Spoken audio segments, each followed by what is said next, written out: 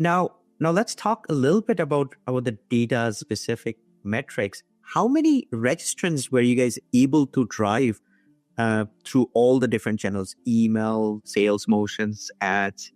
Yeah, so through that, over the course of 2 weeks, we drove 174 registrants in Nice. total.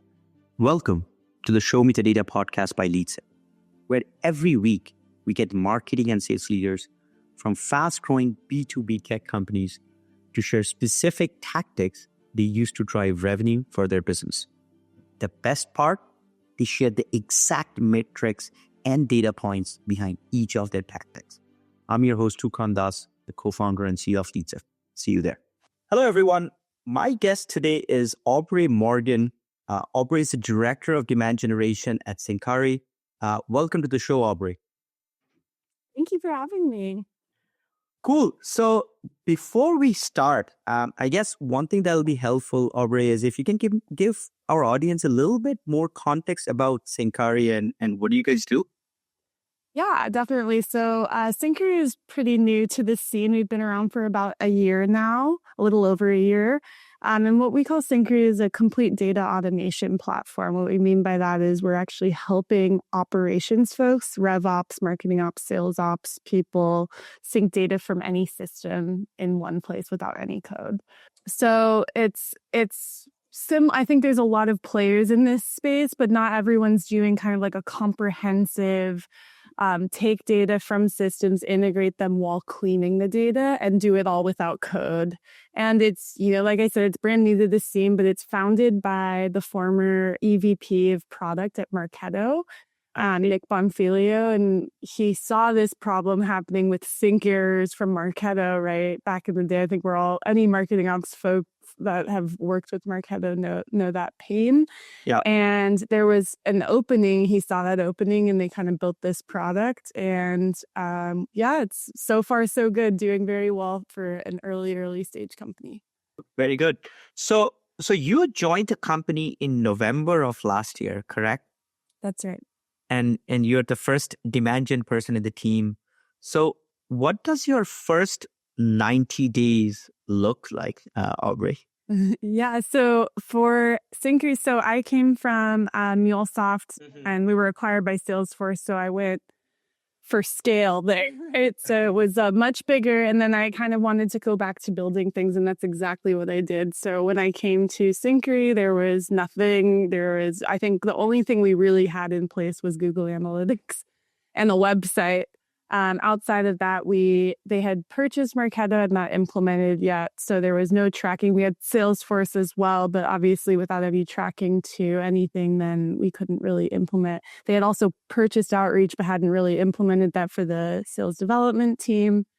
And they had briefly started running ads on LinkedIn, but outside of that, really hadn't scaled any programs, didn't have any social media, anything like that. So it was really building from the ground up. I think my first 30 days was just infrastructure, right? It was getting Marketo stood up, get lead scoring, get tracking on the website, get emails up and running out of, I think they were using MailChimp at the time, had to bring that up to Marketo. And then obviously, getting campaigns running would be but I think what's interesting is I started in November. Highly recommend starting a job in November because, the holidays come. It's a nice ramp period for you have Thanksgiving and Christmas and Thanksgiving in the US. And so we basically, it kind of felt like it didn't fully have like a full 2-month period before the new year, right? So come January, that was really, I feel like when things ramped, right? That was really when programs started launching. I think the second week of January was really when I started putting budget behind our ads, getting a bunch of different programs out the door, conversation ads, AdWords, things like that. Nice. Prior to that, though, that was all infrastructure building and including using our own product. So I had to really get ramped up on how to use Syncari, which was pretty easy. But, with everything else going on, it was a lot for my brain to compute. Fair enough. So I guess after the first couple months of you, laying the groundwork, building out the infrastructure side of things, it looks like one of your big tasks or I guess campaign is to launch this new feature which you guys were calling a data fitness index. Tell us a little bit more about it. What was the overall goal for that feature release from a demand generation perspective? Yeah. Yeah. So Data Fitness Index, it was really like our first platform or product capability launch as a company. That was end of January. So just in our time frame, I was still in my 90 days. Yeah. But I got to put my campaign hat on, which is something I'm very passionate about. But just kind of helping you understand that, like, as a company, we really didn't have KPIs. We didn't really have a benchmark to go up against. So truthfully, we were pulling in kind of, I think we had goals, but we weren't certain. These were hypotheses, right? Because we didn't have the tracking or anything else prior to that from a demand gen perspective. Understood. So what is Data Fitness Index? I'll answer that first. Yeah. I think the easiest way to think about it is the Grammarly of data quality. If you've used Grammarly, it allows you to plug in all your systems and then uses intelligent algorithms to measure data completeness, accuracy, and consistency.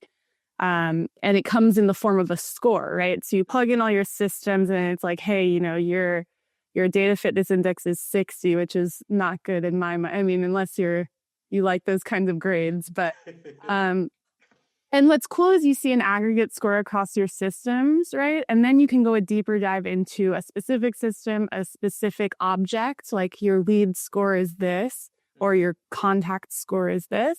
And then you can see the specific recommendations on what to fix. So I got to do this as well, which was super awesome because I found it to be very helpful to show me, like, hey, your mailing address fields are all over the place. Like, they're not a consistent standard. Like, here's what you need to do. And then you can kind of click into it and fix it right then and there. Nice. So it's great. And like I said, I actually use the product myself, so I can testify that it's incredible. And there's, I think there's some new enhancements that are coming up that include things like being able to add custom logic in there, which would say, like, I don't care about mailing address, right? Like, that one, it doesn't affect us, but this other field, and I want it to look exactly like this, for example, then you can actually put that in and then get that into your score. And so I think it's going to be kind of a game changer for the way that marketing ops folks elevate themselves. Or sorry, I'm speaking to marketing ops because that's what I am, but any operations folks, I think, have a hard time explaining why they need to invest time in data quality. And so to be able to show a score and show exactly what needs to get done and then kind of explain, like, the pieces that go into it, but also to be able to do it quicker, I think is going to help ops folks like myself elevate the conversation. And truthfully, the last year, if anything, we know that marketing ops, rev ops, and sales ops are very important to keeping the business, agile, right? Yeah. So I guess, so you are launching, this is the first public product or feature release for Syncari. And so what were the goals, Aubrey? Like, what were the main goals of this launch? I mean, yeah, if you distill it down to what was the main goal, knowing what we know, there's two goals I'd hit. There's like one standard goal, which was meetings, right? Wanted to hit, and truthfully, at the size of our company, we've only been selling for about a year, but we wanted one inbound opportunity at our, ASP, our average sales price. So that's what we ended up.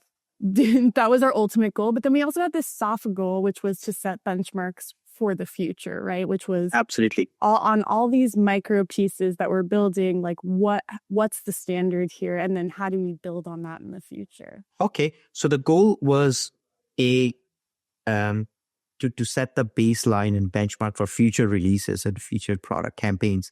But from an objective perspective was to generate one inbound opportunity from the release? For Data Fitness Index specifically. Perfect. So now let's talk about, you mentioned that you got a chance to put your campaign hat on. What were the things that you did from a campaign perspective to launch this?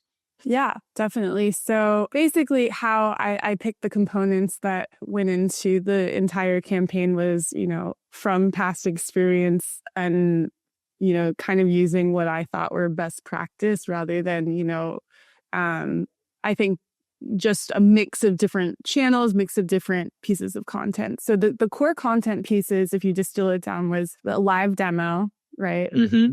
The product itself, but like a live demo on Data Fitness Index, like an introduction to it with our head of product engineering, Varsha Nilesh, and then a press release as well, which is more. So I think of it as two pieces of the puzzle. You have your brand awareness piece and then your demand gen piece. Totally. Yep. And there were the supporting content pieces that kind of roll into that. Everything for me was really pushing to the live demo.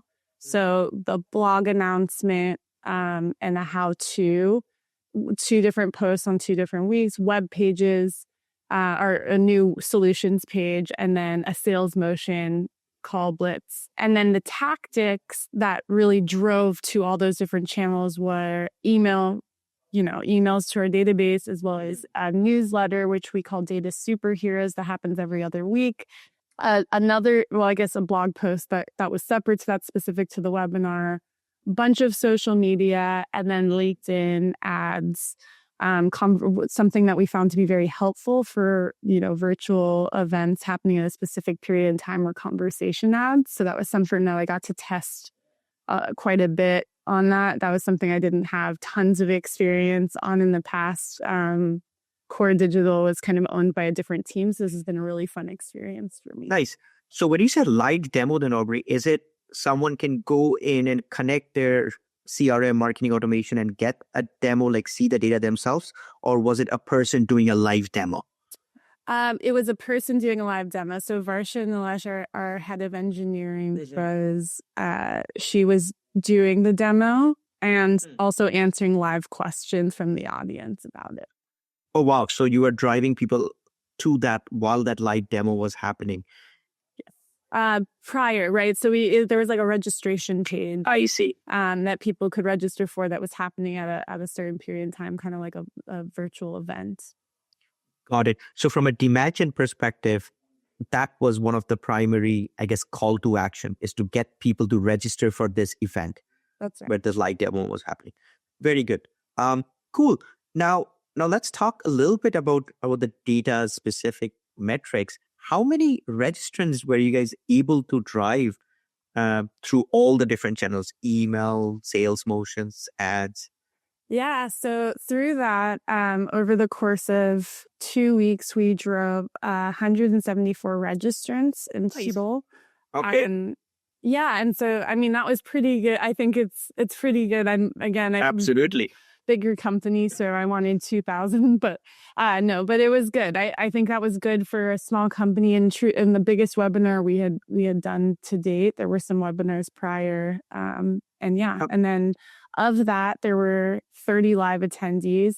The benchmark, I think that's about 18% attendance rate. Now there's a lot that we have to test in the future, right? Sure. That was not the benchmark that I set for that webinar, and like industry standard is typically around 30% live attendance during a normal times. There's a lot of factors that go into that that are not, it. So again, my experience comes from MuleSoft, Salesforce, where we're kind of catering to a global audience. This is much more focused on the US. And so I think we did the webinar too early, truthfully. It was like, it was hard for people to join live at 9 a.m. Pacific, I think is when we hosted it. Mm-hmm. And so we're going to test different times of the day in the future. And then also, it's a different time in the world, right? And so is live attendance a metric we care about in the future? Is it just on demand and let's make it available? So there's a lot that we're going to test in the webinar spirit for our audience. Okay. And it's completely different from what we did at MuleSoft too. So I'm testing quite a bit in the future. Makes sense. So out of the 170 registrants that you got, of your 174, what was the channel that contributed the best number of registrants? Do you have any insights on that? Yes. So The biggest channel that we captured was LinkedIn referral traffic. So a couple of things. There were paid direct conversions. And then of course, I think what we see a lot of is, we had quite, we created also a LinkedIn event, which I think I didn't mention earlier, but that's actually been really great for capture. It's easier to capture registrants there. And it's just, you kind of get that network effect. Totally. So Yep. there's an upcoming event, just plug in your email and now you're registered, right? So Yep. that was great. But that was another thing we need to test more of is, are people likely to actually attend the event? If I was just going to say. their friends, just as Exactly. you're going. Yep. Yep. So yeah, that was, so And LinkedIn referral traffic was the primary source. that is very cool. And how many of those 174 registrants or the 30 that live attended then became, lower down the funnel for you? How many of them actually helped you hit that, one opportunity booked from that? We did get one opportunity.